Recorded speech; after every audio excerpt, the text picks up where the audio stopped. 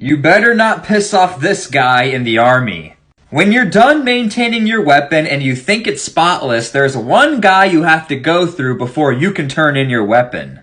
The man standing behind the cage is the arms room guy, or the armorer. This guy will literally take your weapon through the cage, check it in and out to see if there's any rust, carbon, anything. Most of the time, he'll pass it back because it's not time to leave work yet, and you have to go back and clean your weapon again. What most people don't realize is that sometimes soldiers have to check the armor of their vehicles because it gets soft. Or at least that's what you tell the new guy. One of the funniest pranks you can do to a new soldier, give him a hammer and have him start hammering away on different pieces of equipment, and if he hears a different sound, the armor got softer and we have to fix it. Except it's obviously fake. This is one of my own creations. Vanilla pound cake is one of the only MREs that people can trade for anything. So here's what I learned. You see, wheat snack bread looks exactly the same as vanilla pound cake. The packaging feels and looks the same. So if you tell somebody you have vanilla pound cake, they'll trade something with you, except they actually have wheat snack bread. The look on people's faces when they see it's wheat snack bread is either they want to kill you or they're like, okay, you got me. If a soldier loses an experimental MRE while training, you're in big trouble. Now, an experimental MRE is not actually an MRE. An experimental MRE is actually a sensitive item. Soldiers walk around with sensitive items all the time while training or deployed. This could be a weapon, an ACOG scope, your night vision goggles, your radio. And so if this happens, you could spend countless hours walking around the woods or whatever training area you're in looking for your experimental MRE. One of the dumbest things I've ever had to do in the Army was look for an experimental MRE, aka a radio, that a lieutenant lost, of course, with a minesweeper, hoping to find this radio somewhere in the ground. Now, if you can't find your experimental MRE, consider yourself dumb sauce. And for that lieutenant, he did end up finding that radio, and I'm gonna be honest, I never even had my minesweeper on the whole time. Some people say soldiers shouldn't drink the Kool-Aid, but I say soldiers don't drink the milk. One of the longest standing pranks ever is telling a new soldier in basic training that if you drink milk before the gas chamber, it's gonna protect your stomach lining and you won't throw up. But truth be told, everyone knows you all suffer equally when you go through the gas chamber, and the person who drinks all that milk ends up throwing it all up the most. But one of my personal favorites is collecting air samples under a Humvee. Once in a while, when you're working on your vehicles, you'll see a random private walking around with a filled up trash bag with nothing in it. And essentially, it's when you tell a private to fill up the air samples from the exhaust into a trash bag, and then he walks around looking for somebody to check the air sample. Sometimes soldiers will do anything to stay awake. Do not try any of these at home. I've seen this time and time again. Taking your hand sanitizer, rubbing it in your hands and sniffing it, or putting it under your eyes to try keeping awake. Again, do not try these at home. This one is rather hardcore. Some people will take coffee, put it in napkins, and use it as dip to try staying awake. A lot of times soldiers will do this if they've ran out of cigarettes or ran out of like chewing tobacco. I'm not lying when I say there are soldiers who drink maybe 2 gallons of energy drinks a week. It is so bad for you, but sometimes soldiers have to do what they have to do to stay awake. The punishment for getting caught sleeping is really bad. Even if you're not on a deployment, you can literally get kicked out of the army, you can lose rank, you can lose pay. On deployments, if you're caught sleeping, it is a bad deal, and you're also screwing over your friends because you're supposed to be watching their back while they rest. If a soldier packs too much water on his ruck march, that could actually be a bad thing. Almost every time you go on a ruck march as a soldier, there's always a minimum weight to the ruck. Whether you're in school or in training, it's usually about 45 pounds.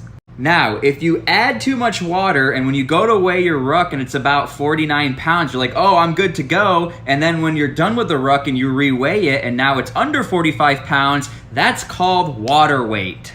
It's a very rookie move as a soldier to do that, but it's also a very veteran move if you suck at ruck marches, you overpack with water weight, dump it all out, and now you're underweight. But I also know some soldiers who straight up put 45-pound plates in their ruck and they don't have to worry about the weight.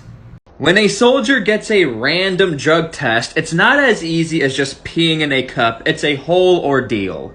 First off, when you randomly get chosen, it's either the whole company has a drug test or you have a drug test randomly, but they tell you after you already peed in the morning because you're in formation. So when you finally muster up the strength to pee, I remember I had to drink like 2 canteens real quick to try getting to pee. You then get your cup and go to the bathroom. But you don't just walk to the bathroom, you hold your cup up in the air like you're a felon and somebody has to watch you the whole time. And I mean watching you at all times. Now at this point, it's either the funniest thing ever or really awkward because for somebody who actually does drugs, they are sweating because they're like, well, I'm about to end my military career.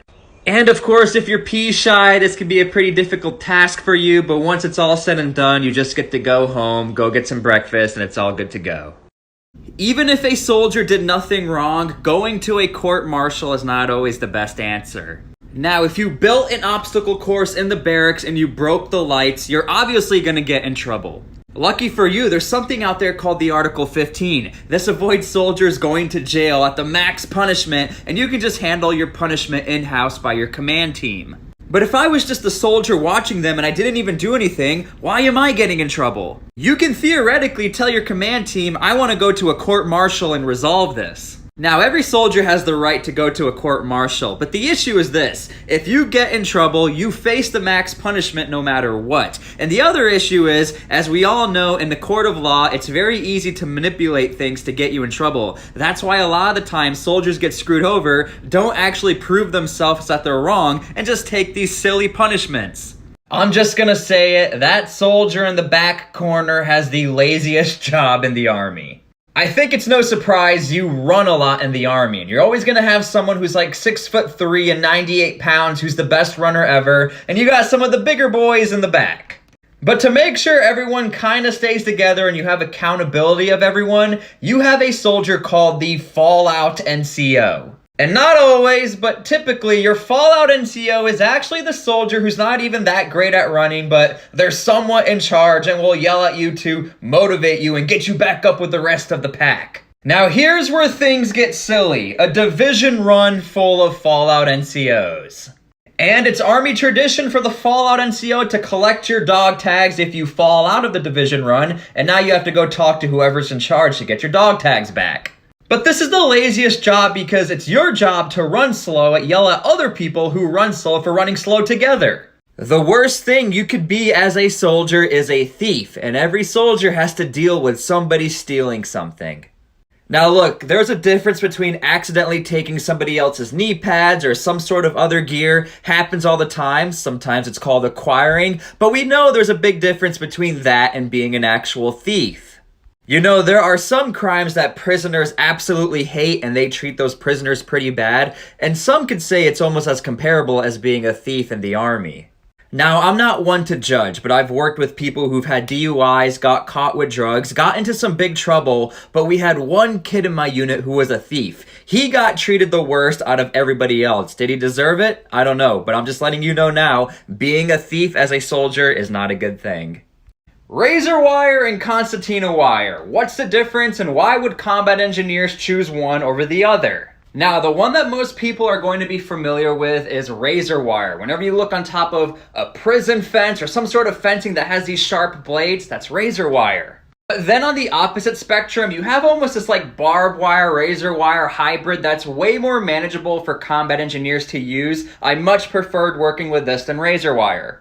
Now look, the main difference is this. Razor wire, if you're a person trying to walk through that, good luck, you're gonna get destroyed. But for the most part, when it comes to concertina wire, that's what's going to be stopping your vehicles and becoming a little more annoying for tracked vehicles especially. But both of these are absolutely useless without this little middle strand in the middle. You always need barbed wire to either go in the middle or on top to anchor down your razor wire or concertina wire.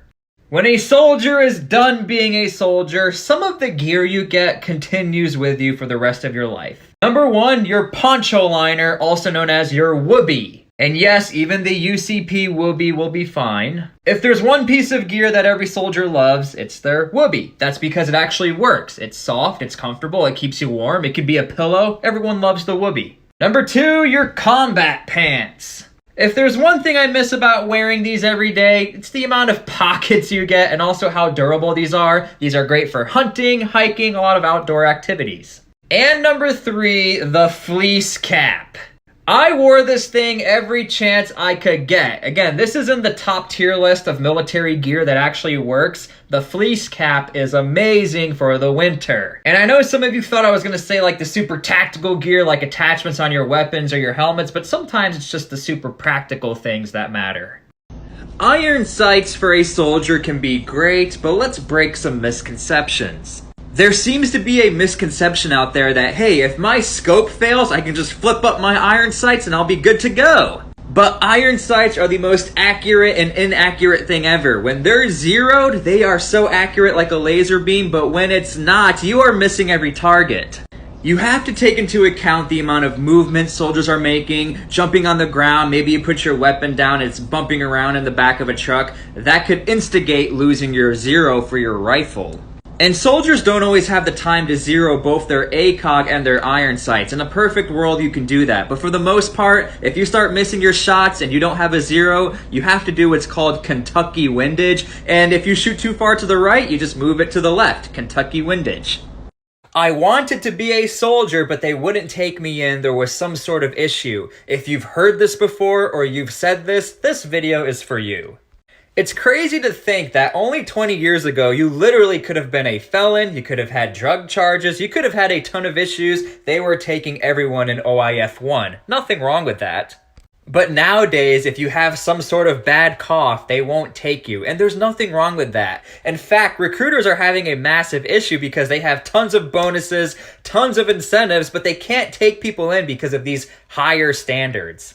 Now, the point of the video is just because you can't serve in the army, you can literally do so many other things. I had somebody the other day tell me, I wanted to be an Army Ranger so bad, but now I'm a mechanic. And I told them, I want you to know there's probably more people who could use a mechanic in their life than an Army Ranger.